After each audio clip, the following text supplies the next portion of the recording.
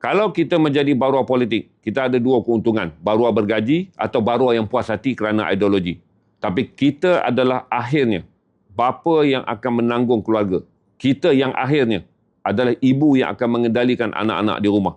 Kita pada awalnya tak apa. Jadi baruah politik, jadi penyokong dan pentaksub politik awalnya. Tapi dalam kes ini ada akhirannya. Akhirannya kita adalah orang yang akan bertanggungjawab ke atas keluarga kita. Bila sampai saja keadaan ekonomi keluarga kita terjejas, kitalah yang menentukannya. Kerana tak ada kerajaan yang akan boleh menghantar bantuan sampai ke pintu rumah setiap penyokongnya. Tidak ada pembangkang yang akan boleh menghantar bantuan hinggalah ke pintu rumah setiap penyokongnya. Maka jadilah masyarakat sivil yang bijak bahawa waktu ini politik bukanlah penyelesaian. Habiskan masa tuan-tuan untuk menganalisis kedudukan ekonomi tuan-tuan sendiri, pekerjaan tuan-tuan sendiri, keupayaan kewangan tuan-tuan sendiri. Kerana akhirnya, setiap kita mampu mengawal isi rumah kita. Mampu. Daripada kita sibuk nak mengawal negara. Kononnya kita lah lebih pemimpin daripada pemimpin, kita lah lebih pemerintah daripada pemerintah. Mereka buat kerja mereka untuk menyelesaikan masalah ni. Tapi kalau mereka saja bekerja, sama ada pembangkang atau pekerjaan dalam lobi politik kita, dan kita tak bekerja untuk menyelesaikan keupayaan kita mengendalikan ekonomi rumah kita, akhirnya kita akan menjadi mangsa. Saya ingatkan tuan-tuan, lama saya duduk, pernah menjadi penyokong politik. Ingat, dalam keadaan susah, yang ada hanyalah dasar. Apa itu dasar? Dasar hanyalah panduan umum. Yang akan menyelamatkan tuan-tuan adalah orang yang mengambil tindakan dalam dasar di rumahnya. Orang yang mengambil tindakan untuk mengawal dasar ekonominya sendiri. Dasar kerajaan hanyalah satu panduan. Kerana seperti saya kata tadi, kalau hujan batu sekarang turun, nak dilindunginya pengguna harga minyak. Baik, lindunglah kita harga minyak. Batunya melambung, jatuh kepada harga barang. Kerana lindung diesel tak, naik pula harga barang. Lindung harga barang, duit diberikan banyak pada subsidi kerajaan. Syarikat-syarikat ekonomi yang terjejas di dalam sektor-sektor yang lain akan menerima batunya pula. Keluar lagi pakej rancangan ekonomi. Nak lindungi sektor pembangunan. Nak lindungi sektor pelancongan. Nak lindungi sektor IKS. Nak lindungi sektor industri. Nak lindungi semua. Tak mungkin, tuan-tuan. Tak mungkin. Batu daripada satu payung, sementara tuan-tuan nak dapat payung, dah kena dah kepala tuan-tuan. Lantunan daripada payung minyak, kena pada kita pada payung harga. Besok datang payung harga pula, lindungan kita dah 3-4 ketul lah. Kalau batu payung harga kita kena, melambung lagi. Pergi pula pada payung pekerjaan. Di mana kita, isteri kita, anak-anak kita, saudara mara kita hilang peran. Jadi nak lindung payung ni tuan-tuan, sebelum datang payungnya, batu tetap kena kepala kita. Maka itu saya ingatkan tuan-tuan untuk lebih bersedia, untuk memahami bahawa kita berada dalam krisis ekonomi. Sampai hujung 2026. Kena ingat, walaupun perang ni berhenti, akan menjadi krisis yang kekal pada minyak $100 USD. Kalau perang ini berjalan, minyak mungkin capai harga $120 ke $150 USD. Berarti krisisnya tetap ada. Sama ada amat buruk atau sangat buruk. Kalau dia terus berperang, amat buruk. Berhenti perang, kesan sangat buruk akan ada sampai hujung tahun. Itu saya advise tuan-tuan. Parti tak gerak, tak makan. Okey, terima kasih. Saya brief tuan-tuan. Kalau ada soalan nanti kita discuss. Saya brief banyak tentang impak ekonomi kerana perang berjalan seperti nanti saya update tuan-tuan tentang perang. Tapi ekonomi yang paling penting kerana kita dah masuk sebagai kesan daripada apa dipanggil sebagai apa dipanggil perang ekonomi.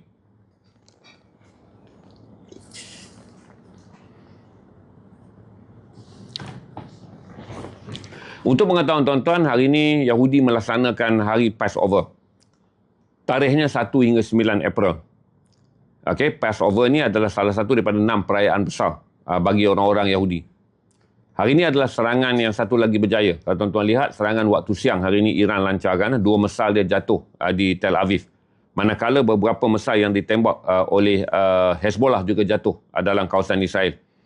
Menjadikan ini adalah kebocoran yang ke-13 atau 14.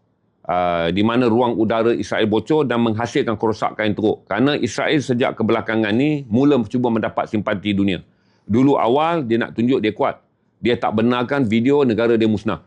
Sekarang tiap-tiap hari kena bom Israel, dia tayang banyak-banyak.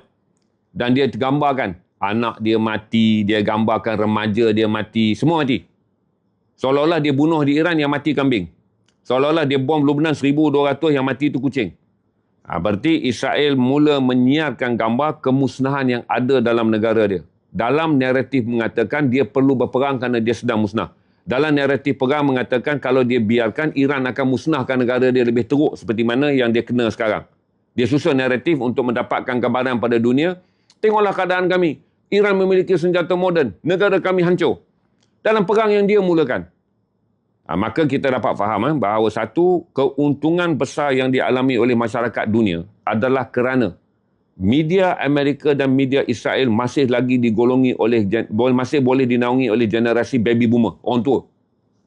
Yang mereka rasa berita-berita sedemikian rupa, pencatur-pencatur Yahudi yang berada di Amerika dan berada di Israel, percaya bahawa doktrin yang digunakan dalam Perang Korea Utara 1950-52, doktrin yang digunakan dalam Perang Vietnam 1955-1975, doktrin yang digunakan dalam Perang Afghanistan 2001, doktrin yang digunakan dalam Perang menyerang Iraq 2003, dia ingat masih laku.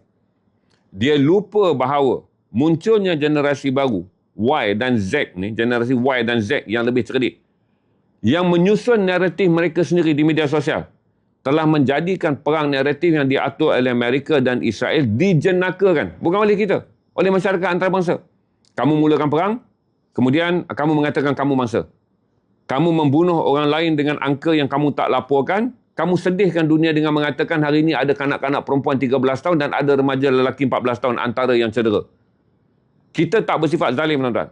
Tapi saya gambarkan kepada tuan-tuan, inilah kekuatan media sosial. Apabila muncul di seluruh dunia pelobi-pelobi masyarakat awam ataupun sebagai the civil voice, dia telah menjadikan media konvensional yang dilabur oleh Israel dan juga Amerika Syarikat dengan berbilion-bilion kos dia tidak akan memenangkan naratif mereka. Kalau dulu mereka membangun rakyat dan kemudian rakyat meminta kerajaan mereka menyokong Amerika. Tapi hari ini rakyat bersetuju bahawa Britain tak ambil perang pun rakyat dia sokong, Perancis tak menyokong perang, Itali tak menyertai perang, Jerman tak menyertai perang, Eropah tak menyertai perang. Rakyat Eropah yang menguasai media sosial menganggap kerajaan mereka melakukan perkara yang betul. Kerajaan mereka patut fokus menyelesaikan krisis ekonomi dan juga kenaikan harga barang kesan daripada perang ini. Media-media barat tidak menyerang Iran, melaporkannya sebagai kesan ekonomi. Berarti semua orang mula mengalami apa yang kita sebut sebagai naratif ekonomi dengan tidak lagi meminjam semua agensi berita yang dibekalkan oleh pembekal berita besar yang dipanggilkan sebagai the Israel di Amerika ni, apa dipanggil sebagai the Jews narrative ni, yang digerakkan di bawah American media. The Jews narrative yang bersembunyi di belakang American media, kononnya orang melanggan media Amerika yang naratifnya disusun oleh Jew. Tapi hari ini, the civil society narrative yang ada di media sosial telah membentuk pola pemikiran dunia. Kerajaan-kerajaan di Eropah yang tak membantu Amerika mendapat populariti kerana mereka dianggap membuat keputusan yang benar. Rakyat Amerika yang tak lagi boleh dipacu, yang tak lagi boleh dikawal oleh media-media media-media domestik mereka yang dulunya meniupkan kabar mereka menang dalam perang Vietnam, mereka menyerang Iran kerana ada senjata kimia, mereka membunuh Saddam kerana Saddam membunuh orang-orang Kurdish, mereka menjatuhkan Saddam kerana dia seorang perasuah, mereka bom Libya kerana Muammar Gaddafi mengumpulkan harta di Libya untuk kekayaan keluarganya, mereka dedahkan kerusi emas milik anak perempuan Muammar Gaddafi, mereka dedahkan Muammar Gaddafi memiliki skuad komando 70 wanita cantik yang dijadikan sebagai perempuan simpanan. Hanya semata-mata untuk mengatakan hapuskanlah seorang lelaki yang jahat. Jahat di mata dunia sebagai manusiawi, jahat di mata orang Islam kerana akhlaknya. Tapi naratif ini tidak diterima oleh orang yang lebih bijak, oleh generasi yang ada di media sosial, di mana sebelum apa yang dipanggil sebagai the doctrine narrative digerakkan oleh media pro agenda Amerika atau Israel, masyarakat awam di dunia hari ini telah memiliki apa yang dipanggil sebagai the public narrative, the civil society narrative. Inilah kemenangan besar ataupun sivilisasi besar yang telah kita capai. Saya ucapkan terima kasih pada semua tuan-tuan yang share, tuan-tuan yang sentiasa menaikkan, tuan-tuan yang sentiasa berkongsi berita-berita yang bolehkan kita memiliki apa yang dipanggil sebagai naratif publik, naratif awam, untuk meningkatkan kesedaran kita semua. Cuma saya ingatkan tuan-tuan, di Malaysia ada sedikit tersepit. Naratif awam di Malaysia dikuasai oleh sentimen politik. Kerana yang rajin naikkan konten ni adalah orang yang kemudiannya ada kepentingan dengan politik. Manakala masyarakat awam tak mau naikkan konten kerana tuan-tuan tak merasakan tuan-tuan patut memainkan peranan sebagai narrative player. menjadikan kita ada sedikit masalah. Yang rajin naikkan konten di Malaysia tentang ekonomi adalah bernaratif politik. Sama ada nak hentam kerajaan atau menyokong kerajaan. Menjadikan kelemahan dan ruang lompong yang sangat besar dalam media sosial di kita dalam membentuk naratif awam. Kita tak ramai orang yang mahu berkongsi dan mengambil risiko berdiri sebagai suara masyarakat awam yang bebas daripada ikatan parti politik. Sekiranya naratif ini banyak, lama kelamaan kita dapat memadamkan naratif politik yang sentiasa mengajar kita bahawa isu ekonomi ini hendaklah ditangani dengan menyokong atau membenci kerajaan. Menjadikan ramai orang kita cuai tanpa menyadari bahawa isu ekonomi ini, naratif yang paling utama adalah menyediakan rakyat untuk membolehkan setiap orang mendapat maklumat untuk menentukan bagaimana mereka bertindak sebagai anggota masyarakat, bukan sebagai penyokong parti politik. Kerana bila datang saja kos sara hidup yang tinggi, ia bukan undi. Bila datang saja tekanan rakyat akan kehilangan pekerjaan, dia tak diselamatkan oleh undi. Dia akan memusnah dan meruntuhkan seorang lelaki yang menjadi bapa hilang kerja, satu keluarga menjadi mangsa.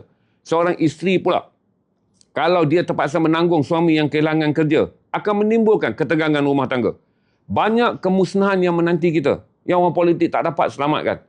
Maka selamatkanlah kita dulu dengan menyusun dan memahami bahawa dasar kerajaan hanya 30% membantu kita. 70% adalah mentaliti kita dalam menyediakan diri kita, kalau lelaki sebagai kepala keluarga, ibu sebagai menteri kewangan di rumah, untuk memahami bahawa inilah tanggungjawab yang kita kena mainkan. Okey? Kawan-kawan saya yang berhabis masa menjadi apa saja yang saya sebut sebagai baroh ataupun kaki politik, mereka hidup sebagai kerjaya mereka. Ini bukan kerjaya kita untuk menjadi apa yang dipanggil pelobi politik. Kerjaya kita sekarang adalah menyelamatkan kedudukan kita sebagai masyarakat awam, civil society. Itu kerjaya kita sekarang. Kalau kita nak bercakap tentang ekonomi dan perang, kalau kita nak bercakap tentang negara ini, kerjaya kita sekarang adalah membantu rakan-rakan kita dan semua orang yang menjadi warga negara, yang menjadi pengguna, untuk memastikan kewangan mereka dan kedudukan ekonomi mereka terjamin. Dan mereka mendapat maklumat yang cukup tentang risiko yang telah berlaku, sedang berlaku dan akan berlaku. Terima kasih pada tuan-tuan yang mendengar. Saya ucapkan banyak ribuan terima kasih. Walaupun pagi ni adalah 2-3 trafik yang masuk. Kadang-kadang saya tak marah lah. Hari ni saya serius untuk mengingatkan tuan-tuan. Saya tak begitu peduli lah yang nak maki ke nak apa. Cuma saya ingatkan tuan-tuan. 98% daripada yang menyertai trafik saya, yang telah pun bermula dengan isu ekonomi dan perang Iran, adalah trafik yang sangat berkualiti, kerana saya fikir inilah trafik yang menghargai kandungan saya. Setiap tu bila saya start, 5 minit je kita dah capai 5,000. 10 minit kita dah lepas 10,000. Dan selalunya setengah jam kita dah lepas 15,000. Menjadikan saya ada keyakinan yang tinggi. 1, 2, 3 komen bukanlah penentu. Ramai daripada kita memang memerlukan saling menasihati satu sama lain, dalam keadaan kita semua tahu bahawa kita sedang melalui masa yang teruk dan kita akan melalui masa yang lebih teruk. Kita ingatkan, apabila kita berpesan tentang teruk dalam keadaan sekarang, bukan berarti kerajaan yang tidak cakap. Bukan berarti kita menyokong pembangkang. Teruk ini adalah teruk realiti dunia. Kerana reset, the great reset berlaku dalam perang ini, di mana inilah perang yang pertama. Amerika menyertainya tanpa sekutu. Inilah perang yang pertama. Selat Hormuz yang luasnya hanya 3 km, laluan laut dalam daripada 33 km, telah menjejaskan dunia. Tidak ada perang yang mana Tuhan jadikan dunia yang begitu luas untuk manusia mencari rezeki. Okey? Tiba-tiba perang ini mengajar salah satu daripada sumber yang memudahkan manusia hidup dalam zaman yang dipanggil revolusi 3.0, 4.0, berasaskan kepada guna tenaga. Tiba-tiba titik perang ni hanya berlaku dalam 3 km laut dalam daripada 33 km ni.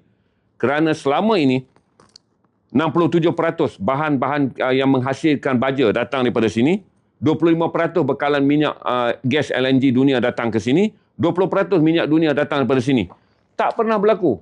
Dunia mengatakan Allah ciptakan bumi yang luas, akhirnya garis 3 km lautan dalam teluk 33 km akan menjadi penentu bagaimana satu great reset, iaitu sekiranya dunia membiarkan Amerika dan juga Israel melaksanakan apa yang dia nak, kerana dunia kata tak kena pada kita.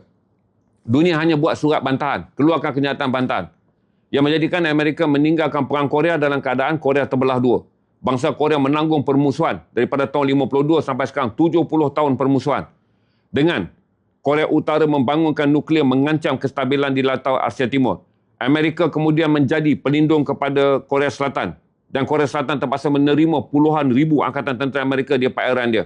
Jepun yang direncatkan sumber ekonomi, sumber ketenteraan dia kerana penyerahan perang pada kalah perang September 1945. Menjadikan Jepun kemudian menempatkan berpuluh-puluh kem Amerika dengan beribu tentera Amerika ada. Mencetuskan rantau yang tidak selamat dengan perang yang dipanggil sebagai perang nuklear. Ketegangan yang menguntungkan Amerika dari segi penjualan senjata setiap kali ketegangan perang berlaku. Keuntungan yang menguntungkan Amerika kerana Jepun dan Korea Selatan adalah negara ekonomi besar yang akhirnya berkiblatkan mereka. Tapi Iran mengatur Great Reset. Hari ini, semua yang selama ini melihat Amerika adalah penentu, kini mula melihat keluar daripada ketentuan Amerika.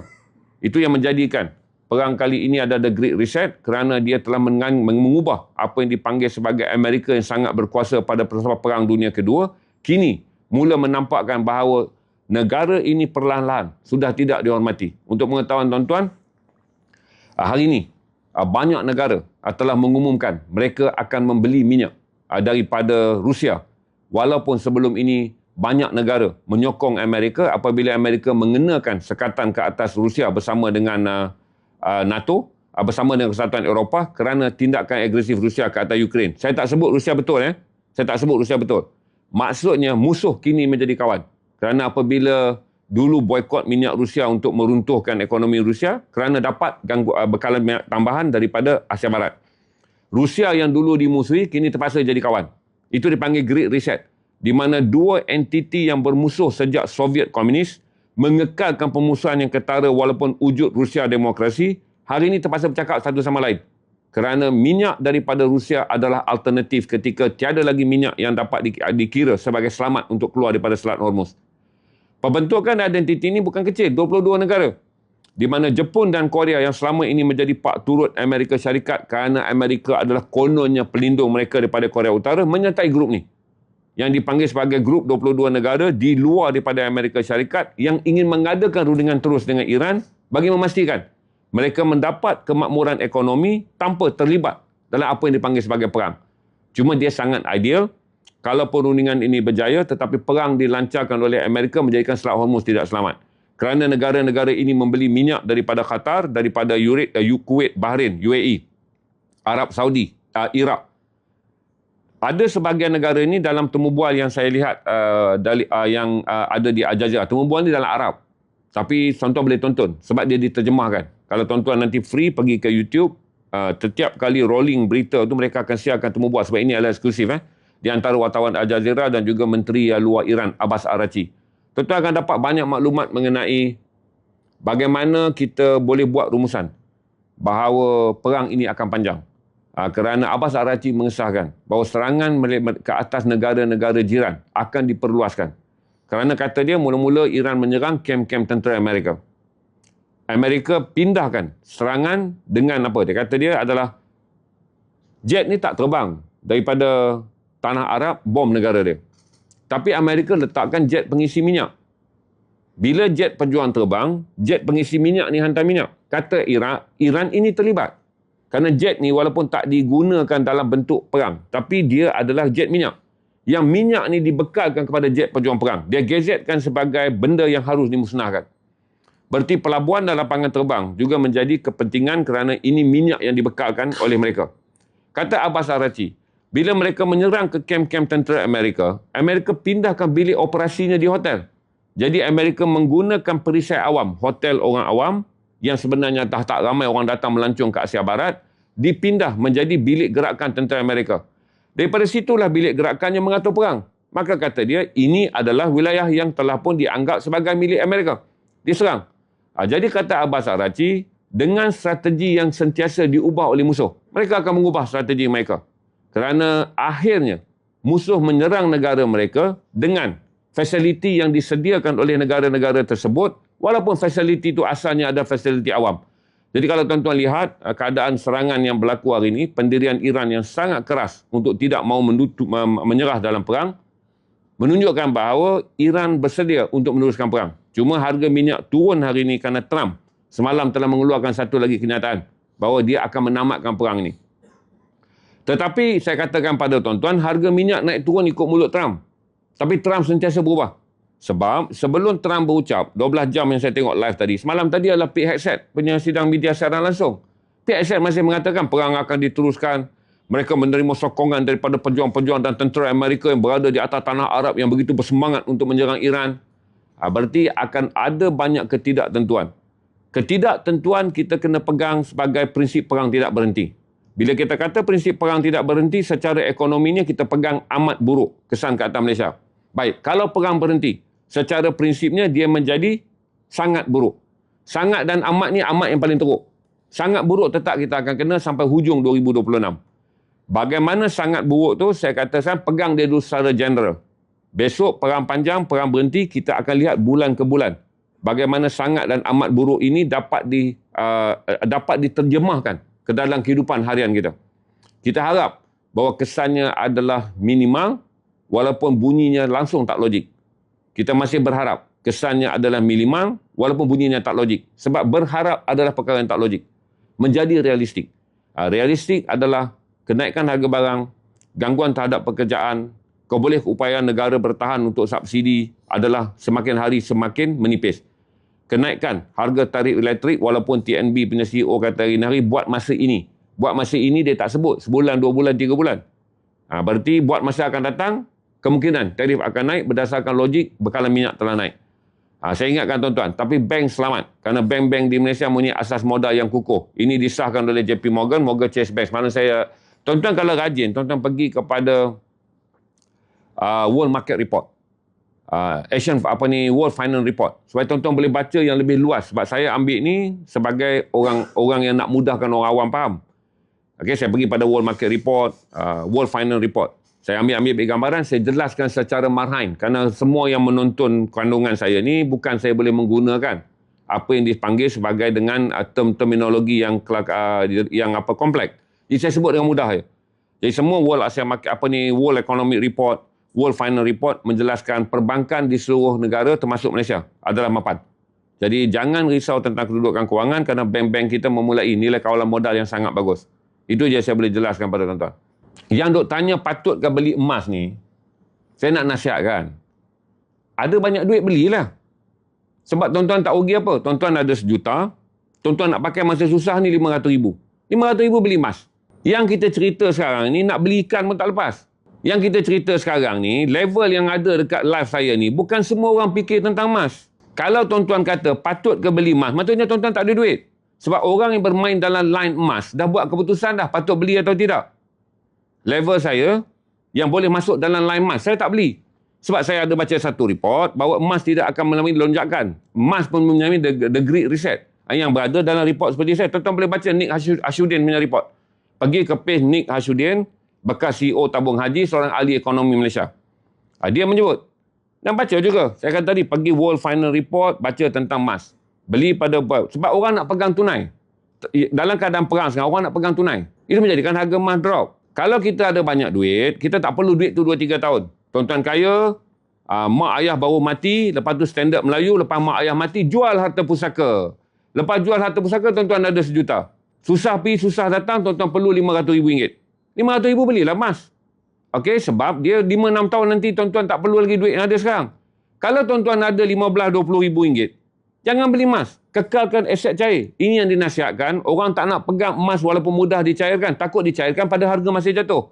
Emas ni nak kena tunggu naik baru untung boleh dicairkan. Nampak? RM577. Belilah nanti dapat RM1,500 jual untung. Nanti tu bila? Takut nanti wang tunainya nak pakai segera. Jadi simpan tunai. Sangkut duit rumah tunai selesaikan. Tiba-tiba anak sakit, tak boleh pergi cairkan emas, beli 577, jatuh 520. Ringgit akan kekal demikian. Jadi saya bagi tahu tuan-tuan, beli ringgit. Simpan dalam bank. Senang. Kalau tuan-tuan ada banyak, tuan-tuan rasa 3-4 tahun tak ada risiko. Tunggu, 3-4 tahun dia naik lah. Mungkin 500 lebih dia capai balik pada harga yang dia pernah capai. Tapi saya bincang sekarang, langkah yang paling terbaik adalah tunai yang boleh dicairkan dengan nilai tunainya. Emas ni, sebab dah lama kita hidup dalam falasi emas. Dulu 3,000 lebih, naik 5,000 lebih. Orang tak boleh lupa tu, kerugian waktu tak beli dia 3,000. Ingat saya cerita tuan-tuan, bagaimana rasa rugi akan merugikan kita. Masa dia 3,000 lebih, kita tak beli. Okey, kita tak beli. Rasa 3,000 lebih. Dia naik 5,000 lebih. Jadi rasa rugi tu kuat lah. Kerana RM2,000. Rasa rugi tu sekarang turun kepada kita, emas ni jatuh 577. Kita takut rugi balik macam dulu. Dia 3,000 kita tak beli, sekarang naik 5,000. Kita nak beli sekarang. Atas sesal masa lalu. Keadaan berubah tuan-tuan. Rugi waktu 3,000 tuan-tuan tak beli, sekarang jadi 5,000. Tak sama. Sekarang kalau dia 3,000 nanti jadi 5,000 balik. Sebab senarionya berubah. Maka saya nasihatkan, ada banyak duit, beli. Kalau kurang duit, jangan. Simpan tunai anda, kerana tunai lah yang, duit tunai ni adalah the reality cair. Tuan-tuan simpan 200, tekan esok nilai 200 walaupun harga barang naik. Takut tuan-tuan beli emas 570, besok nak jual dia masih dalam keadaan menurun. Tak tahu bila dia naik. Tuan-tuan kecemasan dah datang waktu tuan-tuan menurun. Maka tuan-tuan nak jual. Jadi rugi. Senang. Saya jelaskan, kalau banyak duit, orang yang kaya tuan-tuan akan membeli waktu murah dengan harapan menjadi kaya bila mahal. Tapi tak semua kita ni kaya. Majoriti kita ni berasa kaya. Majoriti kita ni selalu belagak kaya. Yang saya bagi nasihat ni nak mengubat dunia orang Melayu yang sekian lama berasa kaya dan belagak kaya. Untuk mengingatkan tuan-tuan, kita sedang menuju kesusahan yang boleh menjatuhkan kita pada miskin. Senang, saya tak nak jawab lagi dah pasal emas. Realiti dia, kita dah lama hidup dengan berasa kaya, walau tak kaya. Kita rasa macam kaya, sebenarnya tak kaya. Berlagak kaya dengan hutang, walaupun tak kaya. Maka inilah masa saya bertegas dengan tuan-tuan, jangan hidup dalam falasi. Secara realitinya, kita ini hidup sederhana ataupun susah. Dua-dua aja. Sederhana akan menjatuhkan kita ke tahap susah. Susah akan jadi lagi susah. Maka saya ingatkan tuan-tuan, berfikir dan bertindak dalam keadaan daripada hidup sederhana jangan jatuh susah, daripada susah jangan jatuh fakir. Yelah, sekarang masa kumpul emas. Kalau awak penjual emas dan kalau awak banyak duit, dia tak faham lagi cakap bahasa Melayu ni. Sekarang masa kumpul emas. Kalau tok nenek engkau kaya, dia tinggalkan tanah dekat engkau banyak, kau kumpul lah. Majoriti kita ni tak berduit. Okey? Kalau sekarang masa kumpul emas, kau nak bagi tahu orang ramai buat apa? Diam-diamlah kau kumpul. Beli semua, buat mangkuk toilet, buat pinggan, buat katil, buat bantal. Letak dekat taman perumahan kau, salut dekat bumbung rumah. Sebab kau kata sekarang masa yang sesuai. Sebab banyaklah dapat gadaikan kereta tok nenek. Ini generasi Melayu yang tinggal. Tok nenek dia pun dah tak ada kereta dah. Kita ada 4 pusingan generasi. Keturunan yang bekerja kuat dalam membina kehidupan sesuatu bangsa. Dipanggil generasi pertama. Mereka bekerja kuat. Maka mereka mendapat harta yang mereka hargai. Setiap harta mereka kerana kerja kuat. Datang golongan yang kedua. Dalam putaran yang disebut oleh Ibn Khaldun. Yang diguna pakai walaupun kitab ni dah 650 tahun. Datang golongan yang kedua. Mereka menikmati tinggalan orang yang kerja kuat. Okey? Dengan ingatan. Nak berbelanja, nak habiskan kereta, ingat dulu susah kuat dan mak ayah kita bekerja. Susah kuat generasi pertama bekerja.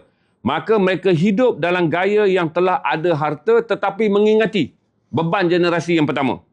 Datang generasi yang ketiga. Dia hanya nampak aja generasi kita hidup kuat. Tapi dia dah terlupa pada perjuangan generasi pertama. Maka datanglah generasi ketiga yang seronok untuk hidup senang lenang. Tapi terlupa budaya kerja kuat. Boleh bersenang lenang kerana harta yang ditinggalkan oleh generasi pertama, yang diusahakan oleh generasi kedua, datang dekat dia, usaha pun tak ada, kerja kuat pun tak ada, bergaya dengan harta. Datang generasi yang keempat, dia belajar daripada golongan ketiga tentang hidup bergaya. Tapi dia tak pernah kerja kuat. Dia tak tahu apa itu kerja kuat. Untuk mengekalkan generasi ini bergaya, tapi tak ada harta. Dia ambil korupsi, dia seleweng, dia makan rasuah, dia jadi penipu, dia jadi scammer. Senang. Itu 4 pusingan. Kata Ibn Khaldun. Dalam mukhadimah, dan inilah yang digunakan oleh semua peneliti geopolitik moden bercerita tentang putaran sebuah bangsa, putaran sebuah keturunan. Kelima tak ada lah. Kelima kena kerja kuat balik lah.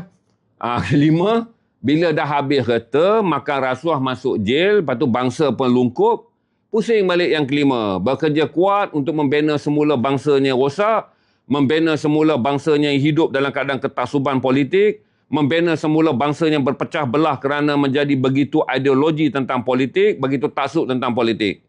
Rotate-nya bermula. Okey? Rotate-nya bermula. Jadi sekarang saya ceritakan pada tuan-tuan, jangan terlampau hidup sebagai generasi yang keempat. Di mana dia tengok generasi ketiga hidup dengan kerja kuat apa semua. Dia nak yang mudah aja. Beli emas nanti mahal kita kaya. Beli saham nanti mahal kita kaya. Beli itu nanti kita kaya. Yang pandai membeli tuan-tuan tetap kaya. Yang berasa nak ikut-ikut beli itu yang apa-apa. Yang kena scam, salah labur. Yang benar-benar faham apa yang mereka lakukan adalah orang yang telah melakukan. Kerana mereka berada dalam potensi melakukan. Saya live dengan tuan-tuan, majoriti kita ni adalah yang tak berpotensi melakukan pembikinan wang mudah. Sebab kita tak memiliki kehidupan wang mudah. Tuan-tuan jual air tebu, tuan-tuan jadi pemandu Grab, tuan-tuan e-hailing, tuan-tuan jadi pekerja macam saya ni lah hari-hari bercakap dan kemudiannya hujung jual buku. Kita tak mewarisi wang yang menjadikan kita berfikir beli saham esok kaya, beli emas nanti kaya. Kita hidup dengan keadaan hari ini berusaha untuk menyambung hidup esok. Esok berusaha untuk menyambung hidup lusa. Jadi emas bukan dunia kita. Majoritinya. Ada, faham siapa ada duit beli je emas. Yang saya nasihat ni, kalau tak berduit, ada duit tak payah masuk dalam stream saya. Berapa nak dengar stream saya, duit banyak. Naik harga minyak pun tuan-tuan adalah orang yang hari-hari naik flight peribadi. Seperti Ronaldo. Tuan-tuan nak cerita pasal emas pun sekarang ni mangkuk toilet pun dah pakai emas dah. Taik pun jatuh atas ketul emas. Tak ada masalah. Yang kita cerita, majoriti orang Melayu adalah mereka yang tak berada dalam kitaran modal untuk menjadi kaya dengan membeli emas. Mereka hidup struggle untuk menyediakan beras dan makanan atas meja makan. Mereka struggle untuk memastikan anak ke sekolah dengan perut berisi. Mereka struggle untuk memastikan rumah dibayar untuk tidak dihalau. Mereka struggle untuk membayar kenderaan yang diperlukan harian dalam pekerjaan untuk tidak ditarik. Mereka struggle untuk memastikan kewangan dan juga kehidupan dan kestabilan keluarga ni tak menjejaskan emosi mereka. Jadi stres, dapat penyakit. Dahlah 3 serangkai, datang lagi masalah ni jadi 4 serangkai. Berarti kita sedang menasihat, majoriti orang kita secara realnya adalah bukan orang kaya. Secara realnya, banyak saja yang belagak dan rasa macam kaya. 4 serangkai tu masuk penyakit yang keempat lah. Penyakit dimamah hutang. Dimamah ketidakmampuan. Itu dipanggil 4 serangkai. Yang saya nak elak sekarang, yang 3 serangkai ni. Yang selama ni dah ada, saya tak mau kata lah, datang 4 serangkai pula. Datang 4 serangkai lagi teruk 3 serangkai yang sedia ada. Rumah ni, saya dah jawab dah. Kalau gini, saya dah jawab banyak kali. Lagi satu tuan-tuan, saya sangat pantang guna tanda soal 3. Dalam hukum bahasa, tanda soal 1 je. Tanda seruan pun 1. Okey, titik je ada 3 bagi ayat yang tiada penutup. Titik je ada 4. Ayat yang tiada penutup tapi penulisnya menetapkan sebagai kata putus. Tanda soal tanya 1 je. 2, 3 dan 4 ni dia nampak kepada saya tuan-tuan marah atau tidak? Saya nak jelaskan beli rumah. Katalah sekarang saya nak beli rumah. Nak bantu anak saya. Saya adalah sikit duit. Ayah bayar down payment. Kau orang sambunglah bulan-bulan. Saya tak beli. Sebab down payment tu boleh saya sediakan. Bulan-bulan ni adalah pendapatan yang kemudian anak saya belum tentu dapat stability pendapatan dalam keadaan ekonomi yang saya sebut. Berarti saya jelaskan kepada tuan-tuan, kalaulah tuan-tuan hanya ada down payment dan kemudian bulanan tuan-tuan ni datang daripada pendapatan sedia ada. Kerana pendapatan sedia ada akan terjejas. Iaitu tuan-tuan kena membayar lebih kepada kos inflasi. Tuan-tuan kena membayar lebih pada kos kenaikan harga barang. Berarti sebelum berlaku perang ni, tuan-tuan ada RM5,000. Okey? Tuan-tuan nak beli rumah, bayar RM800. Tolak hutang, RM800 ni mampu. Tapi sekarang, kalau bayaran bulanan ini mengganggu, di mana kita tak tahu apa terjadi, RM800 tu telah menjadi apa yang dipanggil penyambung ataupun penebat. Ataupun penampan. Kalau gangguan ke atas makanan, gangguan ke atas pendidikan, jangan ambil rumah dulu. Tapi kalau tuan-tuan dah kaya, tuan-tuan rasa dengan kedudukan tuan-tuan sekarang ni, tuan-tuan nak beli rumah sebab murah. RM50,000 mampu bayar, dalam bank ada RM150,000. Bayaran bulan-bulan tuan-tuan nak bayar RM1,500. Tak risaulah. Sebab tuan-tuan ada 100 kali ganda bayaran dia. Jadi tiap-tiap bulan bayar daripada duit bank. Sementara rumah nak siap. Berarti pembelian rumah bagi mereka yang diikat oleh kunci pendapatan pokok. Tangguhkan dulu. Pembelian rumah bagi mereka yang mampu membayar dengan tabungan yang ada di bank. Sekiranya dalam 2 tahun pertama ini ekonomi tak boleh. Simpanan mereka di bank cukup. Tuan-tuan beli. Tak ada masalah. Cuma saya nasihatkan secara umumnya. Majoriti kita semua akan mengalami gangguan aliran tunai daripada pendapatan tetap. tabungan kita yang ada pula mencukupi untuk menyara kecemasan. Dia tak 100,000, 200,000 ni yang boleh menyara kemewahan. Dia boleh sara kecemasannya, 20,000. Sakit, demam, kemalangan, anak nak kahwin ke apa kan, adalah 15-20,000. Itu pun kalau ada. Okey? Maka jangan beli rumah. Kerana wang demikian adalah wang untuk menebat gangguan pendapatan. Dia nak tampung, tebat gangguan pendapatan. Jadi jangan beli. Kalau tuan-tuan ada 100,000 dah, tak ada masalah. Tuan-tuan boleh tebat 2 tahun. 24 bulan, tak ada gaji tak jalan pun, keluarkanlah wang. Sebab tuan-tuan kata simpan duit jadi tunai. Bayar hutang rumah, rumah itu harta, aset juga. Cuma dia aset lambat cair. Ambil duit ni bayar. Sebab daripada biar, daripada dia 200,000 tak jadi apa, 6% fixed deposit, lebih baik tukar kepada rumah. Tapi susahlah nak cari orang yang sedemikian rupa. Jadi yang mana rupa biasa ni, dia akan pakai pakaian daripada barang gaji yang ada. Maka nasihat saya, ini bukan masa yang sesuai. Saya tak fikir bank akan buat rescheduling. Itu terlalu awal untuk kita bincang. Saya fikir dia akan go with the flow yang dah ada sekarang. Sebab baru sebulan perang ni. Baru sebulan perang ni. Saya pun ada baki finance 4 tahun lagi rumah saya. Saya ada baki finance 4 tahun lagi rumah saya.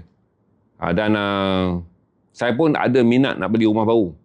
Tapi saya tangguhkan kerana satu adalah saya bimbang. Kalau beli rumah dah siap, harganya mahal. Bila nak beli rumah baru pula, baru maksudnya 3 tahun lagi, 2 tahun lagi baru siap. Saya dah baca laporan Persatuan Pemaju Perumahan Malaysia, di mana kos bahan binaan naik 40%. Bila naik 40%, kebanyakan projek perumahan ni tak mungkin dapat mula sekarang kerana dia jual pada kita pada harga dulu.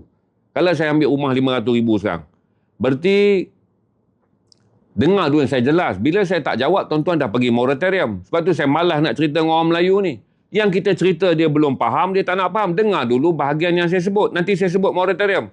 Kalaulah benda ni tak berlaku, penjadualan tak berlaku, berarti tiadalah moratorium. Dengar. Berarti bila tuan-tuan, kalaulah saya nak beli sekarang rumah baru kan, maksudnya saya nak tunggu 3 tahun siap. Rumah tu lebih murah daripada beli rumah dah siap. Tetapi dengan apa yang disebut oleh Persatuan Pemaju Perumahan Malaysia, kenaikan naik 40%. Berarti rumah tu tak jalan sekarang. Kalau saya ambil, loan bank saya berjalan.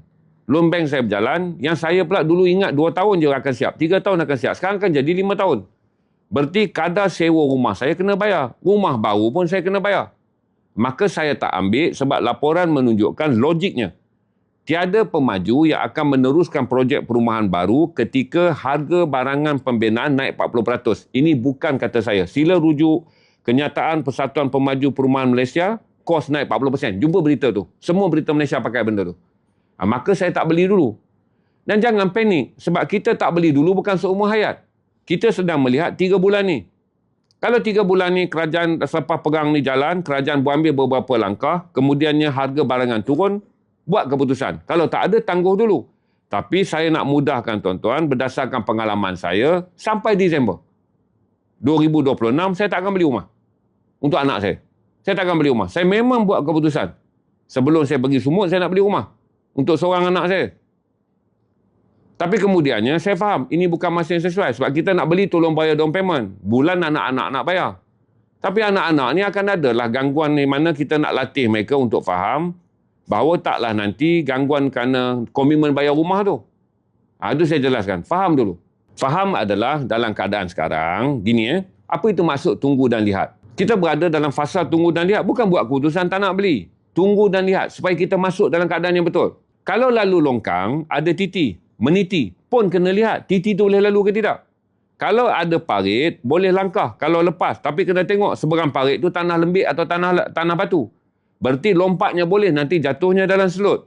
Lompatnya lepas, nanti jatuh atas batu, kakinya terseliuh. Bukan saiz longkang yang kita nak ukur. Melepasi longkang tu. Maksudnya bukan down payment je kita nak ukur. Lepas down payment tu, bayaran bulanan tu. Sebab kita akan loan panjang. 25-35 tahun bagi yang muda. 16 sampai 20 tahun bagi yang tua macam saya. Jadi faham. Kedua, kita rasa mungkin ada titi. Kena tengok titi tu. Berarti bulan-bulan kita mampu bayar. Tapi rapuh atau tidak? Kalau titi tu batu, memang selama ni kita mampu bayar kerana kalaulah kita boleh bayar 1,000 sebulan, duit gaji 500, kita ada tabungan. Tabungan kita adalah 30,000, 40,000. Yang kita committed untuk rumah je. Kita pergilah ke rumah. Kerana kita kata kalau masuk hospital kita dah ada insurans. Mak ayah telah pun berada dalam keadaan meninggal. Kita tak ada beban kejutan besar yang kita akan alami menjadikan kita mengalami panik kewangan. Maka beli. Kerana TT. TT itu maksudnya gaji bulan kalau terjejas ada simpanan. Tapi kalau longkangnya sekarang lompat pun tak lepas. Terus saya kira lah belah sana selut ataupun batu. Okey, jangan. Jangan buat. Senang. Tak apa. Kalau takut riba, jangan beli apa-apa, tuan-tuan. Naikkan kemah. Saya pergi Aceh tengok orang duduk dalam kemah banyak.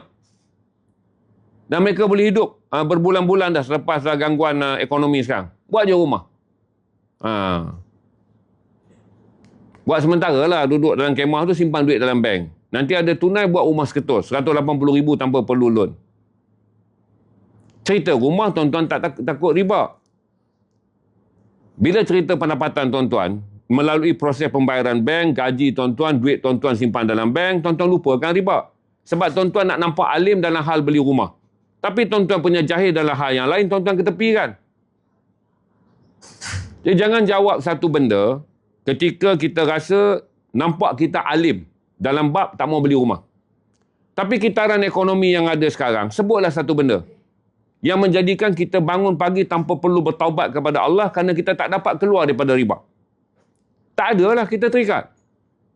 Maka tu saya kata Syekh Abdul Hasan Al-Adawi, buku dia habis dah, saya dah jual, kalau tidak senang saya bagi tahu dekat tuan-tuan.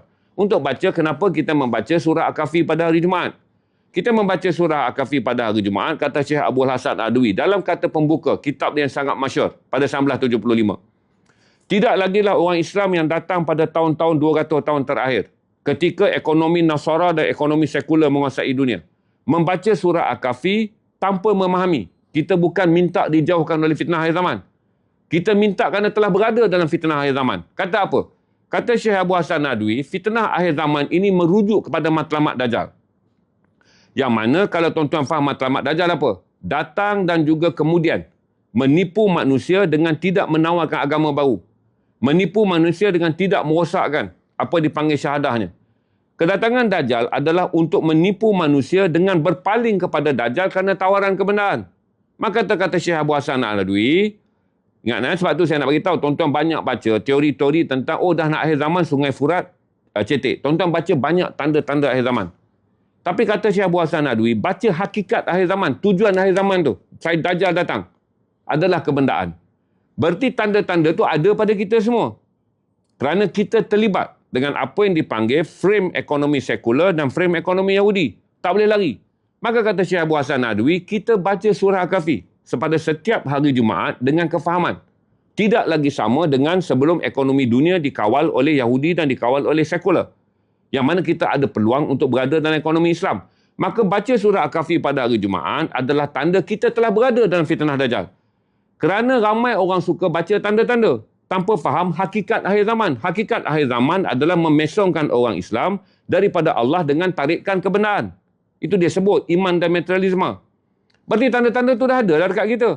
Jadi akhir zaman ni tak perlu tunggu membaca tanda-tanda lain yang tuan-tuan ekstrim nak tahu kerana padang pasir telah menjadi hijau. Turunnya salji di padang pasir. Bukan jadi ustaz. Ini dalam buku. Zoro Bangang oi. Bukan jadi ustaz. Saya menyampaikan buku ucapan daripada Syekh Abu Hasan Nadwi dengan bengap sangat. Itulah kau ni bangang. Membaca buku tidak. Orang sampai isi buku pun kau bangang. Simpan bodoh horo. Bukan ustaz. Saya dah sebut. Ini kata Syekh Abdul Hasan An-Nadwi. Saya ambil buku dia dan baca. Tak perlu jadi ustaz untuk faham benda ni. Maka kata Syekh Abdul Hasan An-Nadwi, baca. Sebab tu saya kata pada tuan-tuan. Tu saya duk cerita tentang benda-benda yang tuan-tuan memilih-milih untuk nampak baik pada satu keadaan. Kemudian dalam bahagian yang lain tuan-tuan terima. Sebab tu masalah di Malaysia. Buku dia tak baca. Orang baca isi kandungan agama pun dia tak mau dengar. Sebab trauma dia adalah siapa sahaja cakap tentang agama akan jadi ustaz. Dengar sini. Yang paling penting adalah tahu tentang apa yang diperkatakan. Yang menulis ini adalah ulama Al-Quran yang sangat masyhur. Bukunya saya baca dan kuasai. Sama seperti juga saya membaca tafsir Al-Jalalain. Tak perlu buat kita jadi ustaz untuk baca satu tafsir yang tak ditulis untuk ustaz. Tafsir Al-Jalalain ni ditulis oleh dua Jalaluddin. Ni aku nak cerita dekat engkau, Zoro. Tafsir ni ditulis untuk bacaan orang awam. Jadi tak semua buku ditulis untuk ustaz. Ada buku telah ditulis terus kepada orang awam. Berarti buku Islam dan Materialisme Tafsir Surah Al-Kahfi ditulis oleh Syekh Abdul Hasan Al-Adawi untuk orang awam. Kita tu boleh baca dan tu faham. Sama seperti tafsir yang masyhur ni. Tafsir Jalalain. 1389 sampai 1505 ditulis oleh dua Jalaluddin. Tafsir ni untuk orang awam. Jadi bila orang baca, dia sampaikan, tak ada masalah. Kerana tafsir ini untuk orang awam. Bila ustaz cakap, kau tengok pula bendera dia. Tu Ustaz PAS, ini Ustaz UMNO, ini Ustaz DAP. Sebab yang berat tentang dunia sekarang, Zoro, bukan ilmunya, orangnya kau tu. Kau malas nak tahu tentang semua benda, kau hidup dengan berprasangka. Maka kata Syekh Abu Hassan Nadwi, saya ulang balik tadi. Berarti tuan-tuan janganlah pilih. Bila kata rumah, tuan-tuan kata nak lari pada riba. Tapi bahagian-bahagian lain. Dalam hidup kita yang real sekarang, hidup orang yang real. Kecuali tuan-tuan telah memilih kehidupan ahli sufi atau orang-orang zuhud. Tapi kita yang real ni, kehidupan kita yang mengaku tidak berupaya. Yang setiap hari minta ampun kepada Allah, tinggallah kita sebagai orang yang tidak berupaya. Kita berlindung dengan Allah. Dan kemudian kita baca surah Al-Kahfi, kata Syekh Abu Hassan Nadwi, baca kerana kita telah berada dalam apa yang dipanggil sistem yang tak dapat melarikan kita daripada apa yang dipanggil diikat oleh kebendaan. Yang mana kata Syekh Abu Hassan Nadwi, tidaklah Dajjal itu datang, melainkan dia menanam benih-benih kemanusiaan kepada orang Islam, supaya benih-benih keduniaan kepada orang Islam, supaya bila dia datang nanti, baka yang betul-betul dia hasut pada akhir zaman adalah baka yang memang menyembah kebendaan. Maka bila kita baca tafsir Syekh Abu Hassan Nadwi, kita rasa insaf. Dengan membaca satu surah Al-Kahfi, dengan menyedari, kita baca dah siap berlindung. Kerana kita telah berada dalam fitnah tersebut. Sebab itu tafsir itu menjadi sangat masyhur sebelum Syekh Abu Hassan meninggal. Syekh Abu Hassan Nadwi ini seorang ulama Al-Quran yang sangat masyhur. Lahir 1913. Wafat pada tahun 1969. Kitab dia 1975. Tapi dah sold out saya jual. Saya tafsir itu ditulis untuk orang awam. Sama seperti tafsir Jalalain ni. Oleh Syekh Jalaluddin Al-Sayuti dan Syekh Jalaluddin Al-Mahali dan Syekh Jalaluddin Sayuti. Kenapa saya pilih untuk jual? Kerana kita hari-hari baca surah yang mudah, yang selalu kita baca. Ilham naikkan, kita ada jumlah yang sikit je buku ni. Dia datang dalam edisi kulit tebal. Kalau tuan-tuan berbajet, tunggu kulit nipis nanti. Sebab kulit nipis dia murah sikit. Ini kulit tebal dia RM60. Dalam ni ada Al-Kahfi. Tapi dalam taksir yang begini, buku ni, kalau kata orang yang pakai video saya untuk jual, saya tak tahu, saya jual memang jalan buku ni. Tapi mereka yang pakai video saya untuk jual. Jadi antaranya KKB yang jual banyak buku ni, kawan-kawan yang pakai video. Dia orang jual ratusan buku. Lebih besar, lebih banyak pada saya jual. Kerana video sentiasa jalan, live saya ni terhad untuk orang beli. 4 tu saya dah standby untuk terbang ke Barcelona. Kerana saya kena ada di Barcelona untuk memulakan pelayaran Sumut. Dengan latihan pelayaran pada 6 hari bulan dan mula belayar pada 12 hari bulan. 20 hari pelayaran kami dijangka sampai di pantai Gaza. Kali ini pelayaran yang besar. Dan pelayaran kali ini ada agenda tambahan dalam Break the Siege ataupun Break the Silence. Di mana kita mula nak menekan masyarakat antarabangsa untuk keluar demonstrasi besar-besaran selain daripada pembebasan Gaza adalah untuk menentang hukuman mati yang diputuskan oleh Parlimen Israel, yang membenarkan semua Palestin yang ditahan dalam penjara atas menentang Israel dihukum bunuh. Berarti penghapusan etnik atas menentang saja sebagai menentang, teroris boleh digantung mati. Jangkaan di mana 22 hari bulan, Central of Human Advocacy macam ni, Persatuan Pertubuhan Lawyer yang banyak membantu masyarakat komuniti perundangan antarabangsa. Pada 22 Mei ada persidangan antarabangsa yang sedang dicadangkan. Saya rasa Afrika Selatan, sebab Colombia minta, tapi kedudukan Colombia tak tenteram kerana tekanan Amerika. Venezuela juga, Chile juga. 3 negara ni tak mungkin buat. Mungkin dipindahkan ke Brazil atau Afrika Selatan untuk mengadakan sidang di mana komuniti perundangan antarabangsa akan berkumpul untuk menyediakan satu dokumen untuk dibawa oleh mana-mana kerajaan yang berani ke United Nations Security Council bagi menyatakan apa yang dilakukan oleh perundangan baru Israel untuk membunuh orang Palestin yang ditangkap tanpa bukti, kan, dia boleh tuduh dia sebagai pengganas, teroris, dia hukum gantung. Berarti selain daripada kita akan memperkasakan sepanjang perjalanan kita penjelasan apa itu negara Palestin, apa itu tanah haram Israel, apa itu sekatan yang dikenakan ke atas Gaza, apa itu hak-hak Gaza. Sama, kita akan pergi. Cuma tahun ni, Alhamdulillah, kalau mengikut laporan semalam, penyertaan masyarakat barat bertambah. Berarti daripada kapal yang bergerak, yang ada kemungkinan kita akan rendah sedikit kerana jumlah peningkatan penyertaan daripada Eropah sangat tinggi. Kemungkinan penyertaan daripada kota negara Islam, bukan kota, jumlahnya hanya 20%. Dijangka 1,000 orang. Cuma tahun ni akan besar kerana 1,000 orang bergerak di laut, akan ada 10,000 orang di mana Global March to Gaza ataupun Global Movement to Gaza cuba mendapatkan kebenaran kerajaan Mesir untuk masyarakat antarabangsa turun di Kairah bergerak ke pintu Rafah untuk menyeru pintu dibuka ketika konvoi sumut flotila sedang mengharung lautan untuk sampai ke Gaza. Saya suka jelaskan pada tuan-tuan yang baru ikut saya. Dalam perjuangan, kalau esok dijanjikan menang, maka semua orang nak pergi berjuang. Dalam perjuangan yang esok dijanjikan menang, pun ada yang tak akan pergi berjuang. Itulah yang dilakukan oleh Bani Israel ketika mereka ingkar pada perintah Nabi Musa. Di mana kata Nabi Musa, Allah janjikan kemenangan. Dia kata, Musa, kalau kamu yakin, pergilah berperang dengan Tuhanmu yang menjanjikan kemenangan. Berarti jangan hina kami yang nak pergi semua. Kami pun tak marah orang yang tak pergi. Cuma kita percaya, bila kita pergi, kita mulakan usaha. Kita mulakan usaha. Sekurang-kurangnya, kalau kita nak Allah bagi kejayaan, kita gambarkan pada ya Allah, telah kami berusaha. Kerana apa? Dunia darul asbab. Tidak akan datang satu keajaiban, melainkan dengan sebab ada usaha di kalangan umat. Saya standby 40,000 Kak, untuk belayar kali ini. Saya standby 40,000 untuk belayar kali ini. Berapa kos dia, saya tak pasti, tapi saya standby dan simpanan saya RM40,000. Okey, saya jelaskan. Berarti jangan marah dan jangan hina. Jangan debat boleh berjaya ke makanan sampai ataupun tidak.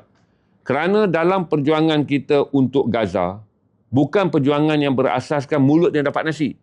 Kesan dia adalah dunia mendapat kesedaran. Setiap kali trend ini berjalan, pandangan dunia akan meningkat. Ialah kena kumpul lah Kak. Saya pun rasa kena kumpul lah. Dulu 21,000. 42 saya simpan. Kena buat. Benda-benda macam ni. Saya ada kereta Kak. Saya ada rumah. Bila dengar kereta 120,000, banyak orang kata murah. Bila dengar rumah, harga dia 400,000, orang kata beli sekarang. Dengar emas, turun 500 lebih, orang kata beli. Bila harta dunia Kak, semua kita kata murah. Bila sampai benda yang kemudiannya di dunia, benda tu tak ada nilai. Kerana dia hanya perjalanan membela Gaza. Semua orang kata mahal. Ini bukan kos. Ini masalah bagaimana kita melihat kehidupan kita. Kalau setengah orang kata pergi untuk membebaskan Masjid Al-Aqsa dengan niat, ini perjalanan membebas Masjid Al-Aqsa, 42,000 murah Kak. 42,000 murah. Sebab dia hanyalah seperempat daripada harga kereta sederhana mewah yang kita ada. 42,000 murah Kak. Kerana ukuran rumah sekarang, dia hanyalah 1/5 daripada rumah yang kita nak duduk. Jadi tak adalah kita nak mahal atau murah. Jadi saya jelaskan pada akak juga, tentang murah, tentang mahal bukanlah ukuran. Selama saya hidup, saya buat cerita Masjid Al-Aqsa daripada 2005, 21 tahun yang lalu. Tahun lepas dan tahun ni dah saya dapat peluang menyertai lebih daripada suara menghasilkan filem. Dalam media sosial, ramai orang akan dengar, orang ikut live saya, ramai orang akan tengok video saya. Tahun lepas saja saya mendapat 31 juta reach. Campuran daripada media sosial saya di TikTok, media sosial saya di FB. Tengok video-video saya, tuan-tuan campur. 31 juta reach. Saya target 6 juta je. Berarti perkongsian itulah yang akan memberi baluinya harga 42,000 tu kepada membolehkan semua orang mula menyimpan dalam hati untuk mencintai Masjid Al-Aqsa. Dengan harapan, hati yang mencintai Masjid Al-Aqsa satu hari akan menggerakkan kakinya melangkah untuk membebaskan Masjid Al-Aqsa. Jadi dalam kerja kita, bagi orang fikir ini Masjid Al-Aqsa tempat bertanggungjawabnya orang Islam. Kerana disebut dalam Al-Quran.